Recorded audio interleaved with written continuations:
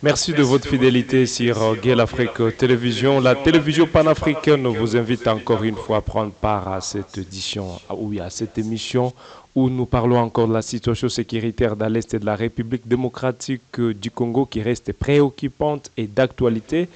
Quant à ça, je discute ce matin avec un acteur de la société civile, un activiste des droits humains, monsieur Félicien Etoum Sifou, dans notre studio de Gale Afrique Télévision. Bonjour et bienvenue. Bonjour messieurs les journalistes, merci pour l'invitation de ce matin. Comment vous allez? Ah, ça semble aller, nous sommes en forme.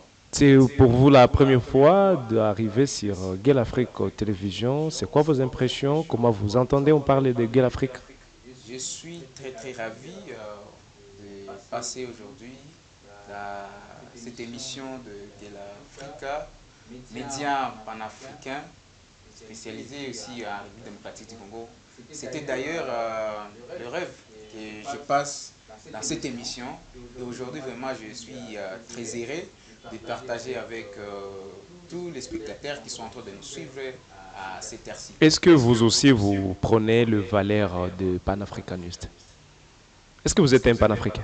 Vous avez déjà compris, nous sommes les acteurs de la société civile, nous sommes les défenseurs des droits humains et tout panafricain doit être un vrai défenseur des droits de l'homme. Vous êtes un acteur de la société civile. Je rappelle à tous téléspectateurs de Gale Afrique Télévision que vous êtes un acteur de la société civile depuis un certain temps. Vous avez toujours appelé le FARDC, Force armée de la République démocratique du Congo, à boycotter les cessez-le-feu, la trêve humanitaire et tout le reste, et à faire la guerre. Depuis un certain temps, depuis dimanche, on nous signale que les rebelles du E23 s'affrontent aux forces armées de la République démocratique du Congo et il y a plusieurs villages qui sont déjà entre les mains de FARDC. Ça vous fait quoi de voir déjà que l'armée congolaise répond à vos préoccupations? Monsieur le journaliste, vous devez comprendre que nous, population congolaise, les citoyens de la province du Nord Kivu, où les Rwanda et l'Ouganda agressent notre pays, à travers les aventuriers du M23, les aventuriers de l'AFC, ils sont en train de tuer, ils sont en train de violer nos mamans, ils sont en train de piller nos richesses. Et là, quand on parle du cessez-le-feu, l'ennemi qui est les Rwanda et l'Ouganda, ils n'ont jamais eu cette bonne volonté de nous accorder la paix et la sécurité. Et lorsqu'on parle encore du cessez-le-feu, l'ennemi ne répond pas à tout ce qu'on est en train d'appeler qu'on doit d'abord observer le cessez-le-feu. Quand on les appelle à observer le cessez-le-feu, c'est le moment qu'ils accentuent toujours leur avancement. Et vous devez comprendre que les derniers cessez-le-feu de Rwanda, lorsqu'on a appelé les deux parties d'observer d'abord le calme, c'est le moment où les 1-23 nous avons vu, ils ont récupéré plusieurs localités dans les territoires de Lubero. Et c'est là où nous, comme acteurs de la société civile et leaders de mouvements citoyens ici en province du Kivu, nous avons appelé nos jeunes d'autodéfense, les Wazalendo, et nous avons appelé notre armée de ne plus se plier derrière les paroles de ces agresseurs. Parce que nous avons compris que ceux-là qui sont en train de nous appeler au cessez-le-feu, ils sont en train de jouer les jeux de l'ennemi. L'ennemi c'est qui? C'est le Rwanda, c'est l'Ouganda. Et c'est pourquoi? Parce que nous sommes déjà fatigués. Ça fait déjà 30 ans que l'Est de la RDC, nous subissons toujours l'agression du Rwanda. Et les autorités congolaises, quand même, ils ont toujours manifesté la bonne volonté de chercher la cohabitation dans la région des Grands Lacs. Mais les deux pays, notamment le Rwanda et l'Ouganda, ils ne veulent pas que nous puissions vivre dans la cohabitation dans la région des Grands Lacs. Et aujourd'hui, comme nous avons appris tous que le président lui-même, Félix Antoine Tshisekedi Tshilombo, il nous a dit qu'il va réunir les deux chambres pour déclarer la guerre. Nous, comme peuple congolais, on attaque cette guerre. Il faut qu'on en finisse une fois pour toutes. Donc, il faut que les Rwandais comprennent que nous sommes fatigués. Et si les Rwandais, nous l'avons laissé beaucoup d'États piller nos minéraux, violer nos mamans, et donc les jeunes, la jeunesse congolaise, nous sommes déjà prêts. Et comme nous attendons les mots d'ordre de notre gouvernement congolais, du commandant suprême qui est le président Félix Antoine Tshisekedi Tshilombo, nous allons défendre nous-mêmes notre pays. Et je vous assure que quand le président avait appelé à la mobilisation de la jeunesse pour défendre le pays. Vous avez vu vous-même combien les jeunes de la ville de Goma, combien les jeunes de la ville de Beni, Butembo, nous nous sommes mobilisés pour répondre à cet appel. Mais comme il y a un mauvais commandement aujourd'hui, parce qu'il y a les tireurs de ficelles qui sont en train de vouloir nous distraire, notamment le président angolais et l'ancien président du Kenya, Uhuru Kenyatta. C'est eux qui sont en train de jouer le jeu de l'ennemi, mais quand la jeunesse congolaise, eux-mêmes vont dire que ça doit cesser. Je vous assure que nous allons aussi traverser la frontière et on ira à Kigali. Pourquoi alors aujourd'hui vouloir bien prioriser l'approche militaire pendant qu'il y a dans la guerre un peu partout, les deux approches partent ensemble? Là, je parlais de la diplomatie et de la guerre. De votre côté, vous, la jeunesse congolaise, vous voulez bien que prioriser l'approche militaire. Pourquoi c'est là? Monsieur le journaliste, je vous ai dit que les autorités congolaises, ils ont manifesté la bonne volonté de vivre dans la cohabitation. Et vous avez vu lorsque le président Félix Antoine Tshisekedi Tshilombo a accédé au pouvoir le 24 janvier 2019, il a fait le tour du monde, il a voyagé dans presque tous les pays voisins et là, il cherchait à finir la guerre dans la voie diplomatique. Faire une cohabitation? Il cherchait à finir cette guerre, cette agression dans la voie diplomatique. Mais les deux pays, le Rwanda et l'Ouganda de Museveni et Kagame, ils n'ont pas répondu à la bonne volonté du président de la République, Félix Antoine Tshisekedi Tshilombo. Raison pour laquelle vous devez comprendre que la voie diplomatique, quand même, on a fait assez. On a déjà montré toute la volonté.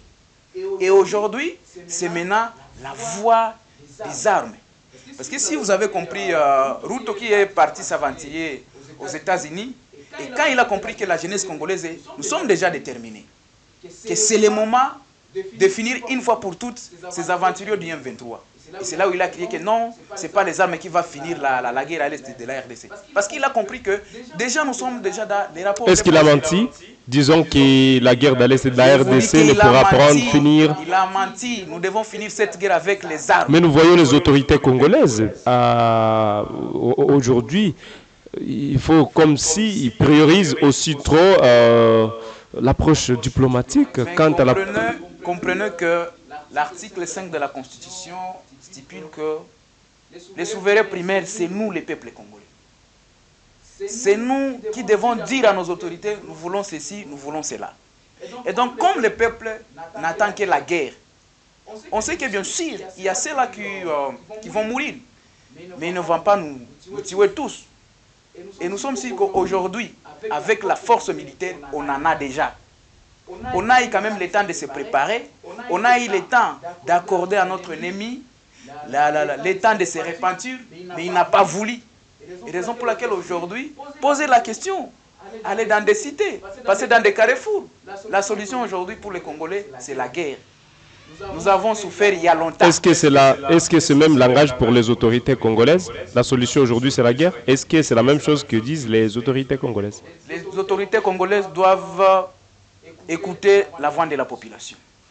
S'ils sont autorités aujourd'hui, c'est parce que le peuple congolais les a donné ses pouvoirs. Et ils sont là, ils travaillent pour le peuple congolais. Tout ce qu'ils doivent faire, ils doivent écouter la population. Je vous rappelle que même le président de la République, quand vous avez vu lorsqu'ils sont allés en Genève, qu'est-ce qu'ils ont dit? Qu'est-ce qu'il a dit? Que non, la base a refusé. Et cette base, elle est toujours là. La base, c'est le Nord Kivu. La base, c'est Rutshuru, c'est Masisi, c'est Nyiragongo qui est agressé aujourd'hui. Et ce sont les enfants de Rutshuru, de Nyiragongo, qui demandent la guerre. Qu'on en finisse une fois pour toutes. Parce qu'avec la voie diplomatique, les pays voisins sont en train de préconiser. On a déjà conclu beaucoup d'accords, mais qui n'aboutit à rien. On a conclu beaucoup d'accords dans le pays voisin ici, pour chercher la paix et la sécurité à l'est de la RDC. Mais pourquoi ces accords, les ennemis ne veulent pas comprendre qu'il y a des accords? C'est pourquoi nous disons que les cessez-le-feu d'aujourd'hui, niet. Nous disons non. Il faut que le président déclare la guerre. C'est ça la solution. Il y a la jeunesse qui est là prête pour répondre au mot d'ordre qui va sortir, pour faire partir les fameux Nanga et les M23. Est-ce que cette jeunesse aujourd'hui est, au moins si on pourra parler de la mobilisation, est unie pour défendre la cause nationale? Déjà, il y a certains qui sont soupçonnés aujourd'hui d'être en collaboration avec les rebelles du M23. Là, on parle de certains activistes, certains jeunes Congolais qui sont, entre guillemets, selon les autorités congolaises, en collaboration avec les rebelles du M23. On a toujours vu, l'armée a toujours présenté plusieurs personnes. Est-ce qu'aujourd'hui, cette jeunesse de la RDC est unie pour la cause nationale?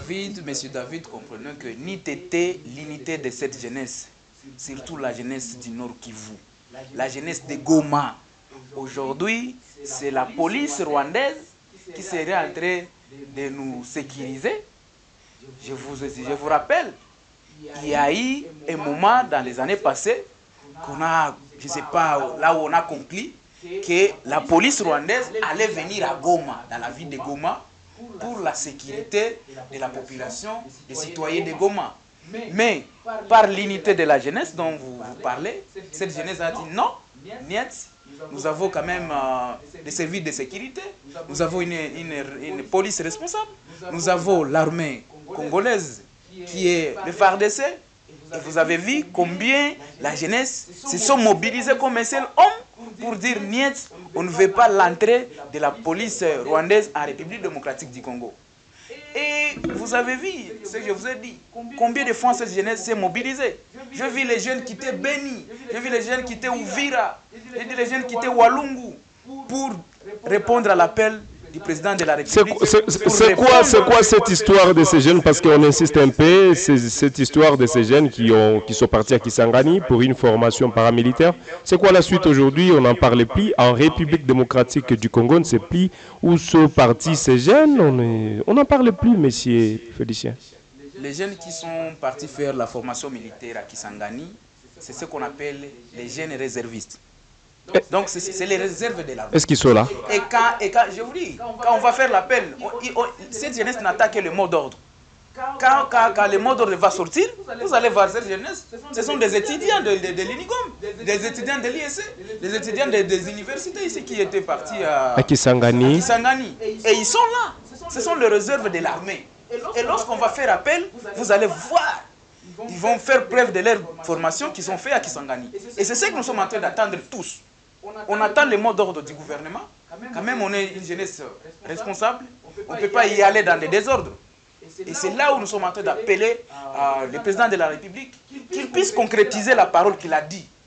De réunir les deux chambres pour déclarer la guerre. C'est ce qu'on attend.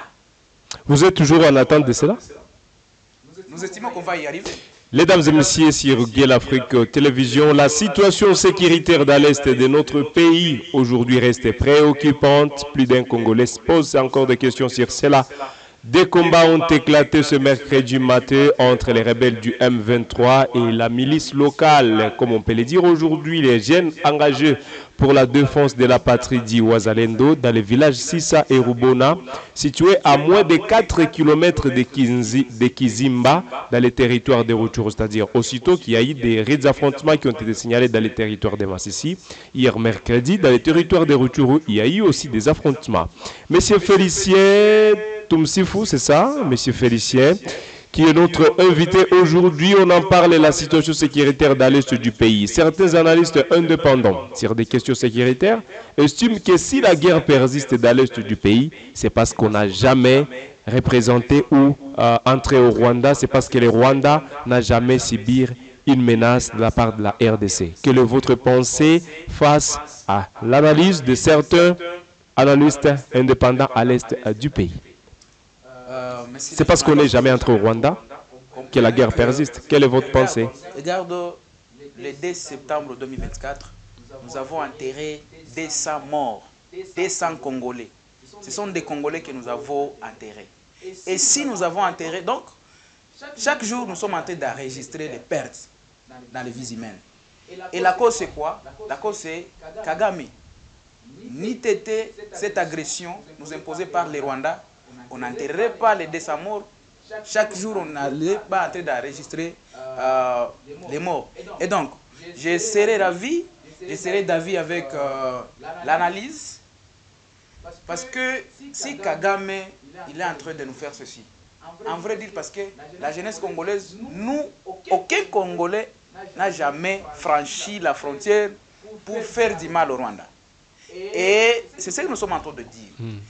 Si nous aujourd'hui, nous appelons les autorités congolaises de déclarer la guerre, c'est pour mettre définitive fin à cette agression.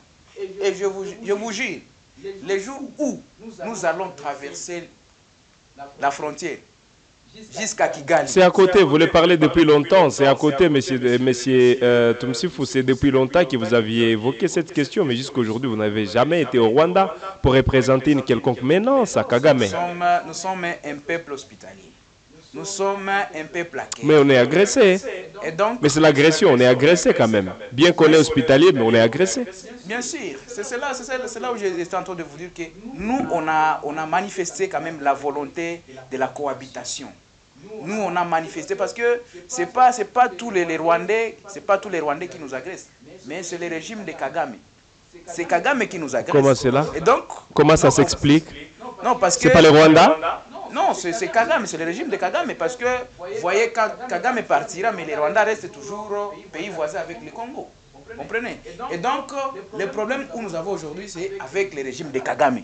Et quand nous allons franchir la frontière, c'est pour aller enlever Kagame au pouvoir. Il faut que Kagame puisse le pouvoir et cette cohabitation va rester entre Congolais et Rwandais. Parce que nous sommes de voisins éternels. Et quand nous, on sait cela que réellement nous sommes des pays voisins. Nous étudions dans le même auditoire. Nous partageons le même marché. Et c'est là où les peuples congolais se disent non. Est-ce qu'il faut faire la guerre contre nos voisins? Je vous dis, si on va faire la guerre, ce n'est pas contre les Rwandais, mais c'est contre le régime de Kagame. C'est contre Kagame. Et parce que nous, quand même, on a conscience. Nous avons l'humanisme. Nous ne sommes pas des assassins comme Kagame. Et si nous, jeunesse, c'est les Wazalendo, nous ne sommes pas en train de traverser la frontière, parce qu'on ne peut pas aller là pour tuer nos voisins rwandais. Mais si on nous donne Kagame, Kagame aussi, en tout cas, il peut répondre ces actes qu'il a déjà commis en RDC pendant 30 ans. Et donc, ça va arriver un moment. C'est là où je suis en train de dire qu'on attaque le mot d'ordre. Parce qu'on ne va pas y aller dans des désordres. Il faut que le monde sache que vraiment Kagame tue en RDC et nous devons nous venger. Mais on ne va pas se venger contre les Rwandais, on va se venger contre... Mais les militaires utilisés au sein de la rébellion du M23 qui est soutenu par Kagame sont des militaires rwandais, des peuples rwandais, des citoyens rwandais qui exercent leurs fonctions en tant que militaires au sein de la rébellion sur les sols congolais. On connaît les responsables. Les responsables, c'est Kagame. Vous avez vu vous-même un député Kenya qui a pleuré dans leur perchoir disant que non, on est en train de faire tuer leurs enfants. Et donc, vous devez comprendre que beaucoup de citoyens rwandais et kenyans, ils ne sont pas pour ce que sont en train de faire les présidents qui les dirigent aujourd'hui. Et s'il y a une pression au Kenya contre le président Ruto, c'est parce qu'ils sont en train d'envoyer ces militaires pour venir tuer au Congo. Et là, certains citoyens du Kenya, ils ne sont pas pour. Comprenez? Et raison pour laquelle on va les faire partir aussi. Et nous sommes en train de soutenir les peuples kenyans pour faire partir ces agresseurs, pour faire partir ces présidents qui ne veulent pas voir la paix et la sécurité. Voilà. Merci beaucoup, mesdames et messieurs. Nous sommes presque à la fin, mais nous n'ignorons pas aussi la situation sécuritaire. C'est ce qu'on parlait d'ailleurs depuis longtemps. Mais également la situation humanitaire dans l'est du pays reste précaire. Vive tension ce 12 septembre 2024 à l'ouest de la ville de Goma, dans les quartiers Mugunga. Plusieurs déplacés exigent leur retour dans leurs villages respectifs. Nous avons beaucoup souffert dans les camps depuis plusieurs années. Nous sommes fatigués de promesses sans effet. Nous exigeons les retours dans nos villages pour reprendre notre vie normale, a déclaré un des manifestants. Nous mourons de faim, nous n'avons plus rien. Le gouvernement doit nous aider à nous rendre chez nous et que nous puissions rentrer dans nos villages pour continuer avec nos activités champêtres. Monsieur Tumsifou, on parle ici de la précarité dans le camp de déplacés. En même temps, nous avons des ONG qui normalement devraient jouer un rôle important à cet état. Les rebelles du M23 se trouvent encore à Bunagana, mais il y a des personnes qui ont fui Bunagana qui réclament aujourd'hui qu'ils rentrent à Bunagana. C'est quoi votre pensée? Messieurs les journalistes, comprenons que les citoyens qui souffrent aujourd'hui dans les cas de déplacés, ils font des ans déjà dans les bâches. Ils souffrent énormément, ils meurent là-bas, et donc ils ont raison. Et d'ailleurs, moi personnellement, je les soutiens. Et quand ils demandent de rentrer chez eux, ils demandent au gouvernement congolais. C'est le gouvernement congolais qui va les rassurer de rentrer chez eux pour quitter cette souffrance. Ils vont rentrer comment? Il faut qu'ils rentrent après avoir chassé les terroristes du M23. Mais ça prend du temps. Ça fait plus de 2 ans. Ça prend du temps, monsieur Toumsifo. C'est là où nous sommes en train de dire. Déclarons la guerre. Je vous dis, ça ne peut pas aller prendre 2 semaines. Une fois on déclare la guerre, on va finir et nos compatriotes vont rentrer chez eux, chacun dans leur milieu respectif. Je vous assure, il y a une jeunesse là-bas dans les cas de déplacés aussi qui demande cette guerre pour qu'ils rentrent chez eux. Parce qu'ils souffrent là-bas. Donc selon vous, c'est le gouvernement qui bloque les choses? Selon vous, c'est le gouvernement qui bloque les choses et vous n'attendez qu'il y ait l'autorisation? En tout cas, c'est le gouvernement qu'on peut dire qui bloque parce que nous, on ne demande que la guerre. Et c'est le gouvernement qui doit déclarer cette guerre. C'est le gouvernement congolais. Et quand on va le déclarer, je vous dis que ça ne va pas aller prendre même 2 semaines. Ce sont des aventuriers. Un monsieur comme Nanga, avec les 10 jeunes qu'il a là-bas, ce sont des petits aventuriers. Bertrand Bissimois, Laurence Kanyuka et leur bande. Je vous dis que ce sont des aventuriers. Mais parce qu'il y a une mauvaise politique au Rwanda et en Ouganda, c'est pourquoi on est en train de les maquiller. On voit que c'est une grande équipe. Mais ça vous fait quoi, s'il vous plaît, ça vous fait quoi de voir des personnes qui ont lutté contre la rébellion du M23? Je parle de Magloire Paluku. Aujourd'hui, il rejoint aussi les camps de l'ennemi. Ça vous fait quoi? Est-ce que le fait que ces gens soient de l'autre côté, cela signifie que c'est une cause noble? Nous comprenons que même Jésus avait 12 disciples. Mais c'est parmi ces disciples qu'il avait trahi. Et donc on ne peut pas manquer les brebis galaises dans une équipe. Et si certains Congolais peuvent rejoindre un mauvais chemin, c'est à eux. Donc ils sont égarés. Mais ce sont des Congolais, on peut les appeler, de venir se repentir, au-delà de revenir à la réalité. Voilà, au-delà du gouvernement congolais, des organisations humanitaires se trouvent à Goma. C'est quoi le message aujourd'hui? En écoutant déjà qu'il y a des personnes qui meurent dans les camps de déplacés parce qu'ils ont manqué à manger, ça devient plus grave. Et vous les voilà commencer à manifester, exigeant les retours dans leur village. Nous l'avons déjà, nous sommes en train de les dénoncer. Parce qu'on ne comprend pas les organisations qui sont venues soutenir le gouvernement congolais. Et nous sommes en train de voir, ils sont en train de déambuler dans la ville avec des véhicules et consorts. Il n'y a pas ici, ils ont des stocks de nourriture dans leurs dépôts, mais qui pourrit dans leurs dépôts. Et pourtant, en même temps, les déplacés meurent de la famine. Vraiment, on se pose des questions. Est-ce que réellement, ces ONG, ils sont venus aider réellement le gouvernement congolais? Et je pense que, comme nous sommes en train de les dénoncer, le moment arrivera où nous allons leur demander s'ils ne sont pas à même d'aider quand même le gouvernement congolais et dans la situation où nous sommes en train de traverser aujourd'hui, au moins qu'ils plient bagage et rentrent là où ils sont venus. Comme nous sommes en train de le faire les cas avec la MONUSCO aujourd'hui, qui a fait aujourd'hui 25 ans dans notre pays. Mais leur mission c'était pour restaurer la paix et la sécurité à l'Est. Mais, chose étonnante, ils complotent aussi avec l'ennemi. Et c'est pourquoi nous sommes en train de les chasser. Il faut qu'ils rentrent chez eux. Merci beaucoup. Ces ONG aussi, qu'ils sont en train de voir leurs véhicules déambuler dans la ville. Ça va arriver au moment où nous allons dire que non, nous ne voulons plus voir les véhicules seulement déambuler. Ça devient comme, je ne sais pas quoi, mais Ils font qu'ils aident les gouvernements, quand même qu'on n'enregistre pas les morts à cause de la famine, à cause de la maladie, à cause des épidémies. Et ils sont là, disant qu'ils sont venus pour appuyer les gouvernements congolais. Merci beaucoup, mesdames et messieurs. Nous sommes à la fin de cet entretien sur Guel Afrique Télévision. Comme d'habitude, si c'est pour vous la première fois d'y être et d'assister ou de participer à nos émissions, c'est pour la première fois, je vous appelle à vous abonner, à partager la vidéo, mais également à commenter, partager vos idées d'aller. Commentaires dans la barre de commentaires, activer la cloche de notification. Monsieur Toumsifou, je vous remercie d'avoir répondu à notre invitation. C'est moi qui vous remercie. Je remercie tous les spectateurs qui nous ont suivis. Excellente journée chez vous. J'étais Youssoufou Kibingila à David pour cette présentation et à la prochaine pour d'autres actualités.